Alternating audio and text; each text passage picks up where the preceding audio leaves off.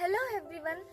So ಟೊಮೊಟೋನ ಕಿತ್ತು ಇಲ್ಲಿ ಉದ್ದೆ ತರ ಈ ತರ ಹಾಕಿದೀವಿ. ಇದನ್ನ ಇವಾಗ ಈ ಕ್ರೇಟ್ ತಗೊಂಡು ಈ ಕ್ರೇಟಲ್ಗೆ ಫಿಲ್ ಮಾಡಿ ನಾಳೆ ಮಾರ್ಕೆಟ್ಗೆ ಕಳಿಸ್ತೀವಿ. ಇದೊಂದು 15 kgs ಇರುತ್ತೆ ಈ ಕ್ರೇಟು. ಬನ್ನಿ ಇವಾಗ ಫಿಲ್ ಮಾಡೋಣ.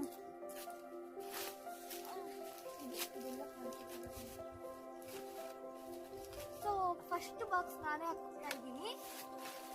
ಸೊ ಸ್ವಲ್ಪ ಪ್ರೇ ಮಾಡಿಕೊಂಡು ಹಾಕೋಣ. ಸೊ ಚೆನ್ನಾಗಿರೋ ಕಾಯಿ ಮಾತ್ರನೇ ಹಾಕ್ಬೇಕು. ಒಂದೊಂದು ಕಾಯಿ ನೋಡಿ ಚೆನ್ನಾಗಿದ್ಯಾ ಇಲ್ವಾ ಅಂತ ಹಾಕ್ಬೇಕು. ನೋಡಿ ಎಷ್ಟು